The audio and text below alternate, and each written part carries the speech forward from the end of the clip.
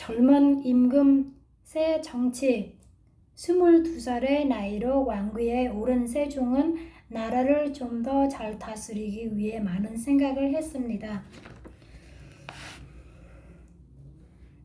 나라가 발전하려면 무엇보다도 덕망과 학식이 높은 인재가 많이 필요하다.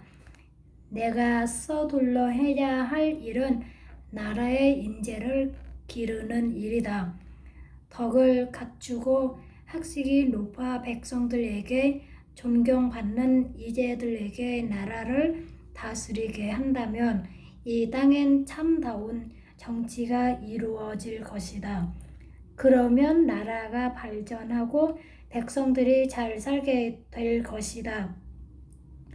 이렇게 생각한 세종은 1420년 세종 2년 집현전을 크게 늘렸습니다.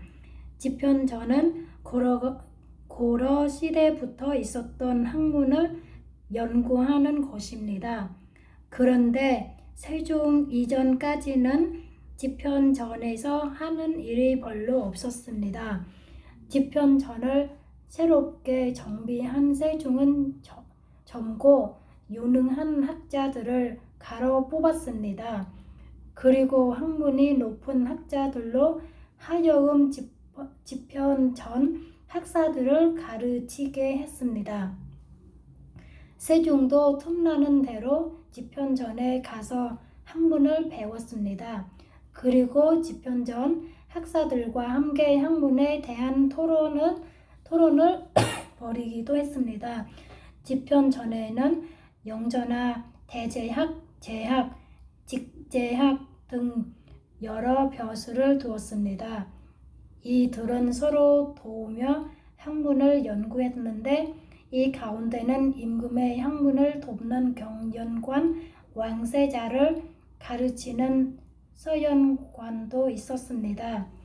집현전 학사들은 세종이 나라를 다스리는 데 필요한 의견을 많이 내놓았습니다.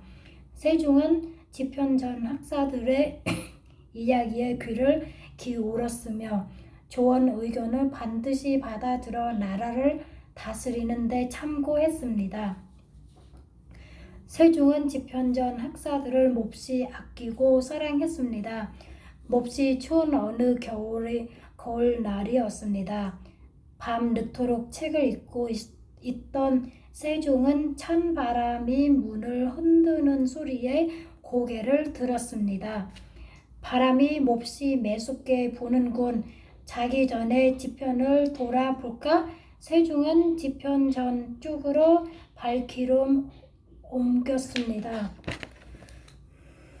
그때까지 집현에는 불이 밝혀져 있었습니다. 집현전에는 무엇을 하고 있는지 가서 살피고 오너라. 세종의 명령을 받은 내관이 살금살금 다가가 문 틈으로 방 안을 들여다보았습니다. 집현전에는 신숙주가 책을 읽고 있었습니다. 학사 신숙주가 책을 읽고 있습니다. 세종은 잠시 생각한 후에 말했습니다. 너는 신숙주가 언제까지 글 공부를 하는지 지켜보아라. 그리고 그가 잠자리에 들거든 나에게 알리도록 해라.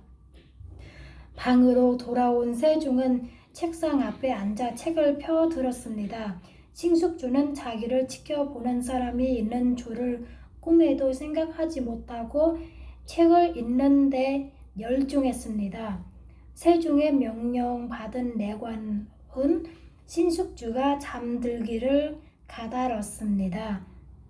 꼭끼오! 어느새 척탁 우는 소리가 들려왔습니다. 아차, 내가 졸았구나. 깜박 졸고 있던 내관은 정신을 차리고 집현전 안을 들여다보았습니다. 신숙주는 책상 위에 엎드린 채 잠이 들어 있었습니다.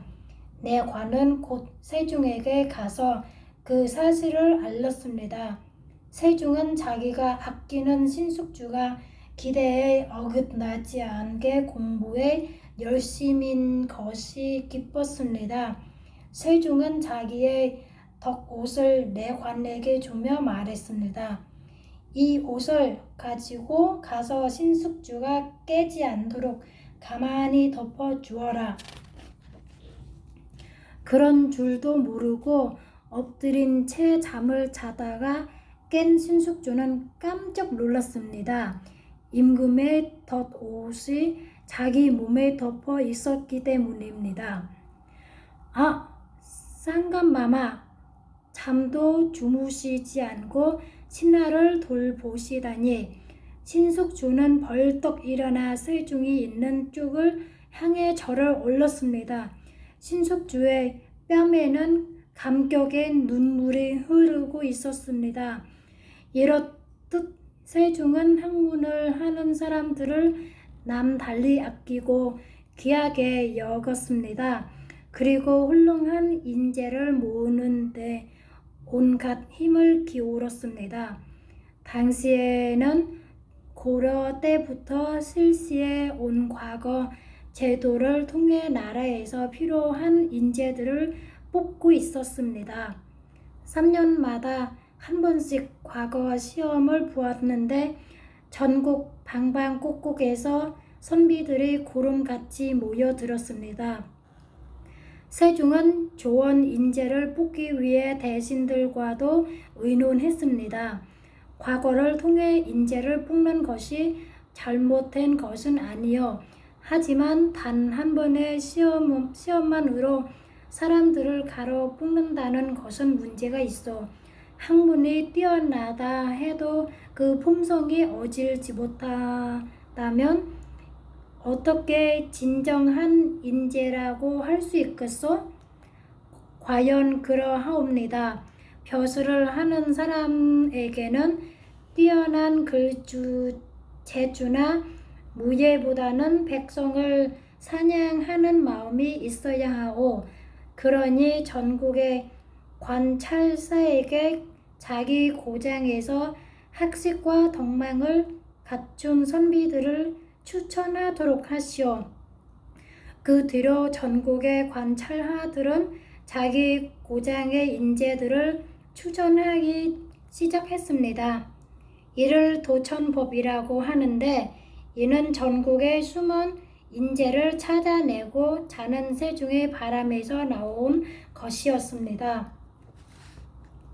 한편 임금 자리를 아들에게 물려주고 상황이 된 태종은 젊고 지혜로운 세종이 훌륭한 정치를 펴는 것을 흐뭇한 마음으로 지켜보았습니다.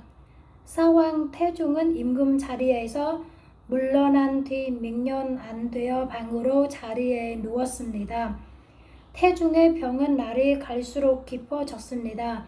어느 날 태종은 세종을 불렀습니다. 쌍감, 오늘은 쌍감에게 부탁이 있어. 아바마마, 무슨 부탁이신지요? 말씀하소서. 상감은 황희를 기억하시오? 네, 기억하고 있습니다. 황희는 내가 10년 이상 아끼던 사람이었어. 알고 있사옵니다. 아바마마. 태종은 살며시 세종의 손을 잡았습니다. 황희가 비록 양령을 보호하려다가 그 양을 살고 있지만 그렇게 벌어두기에는 정말 아까운 인재여. 상감이 그를 다시 불러 쓰기를 바라오. 아바마마, 분부대로 하겠사옵니다.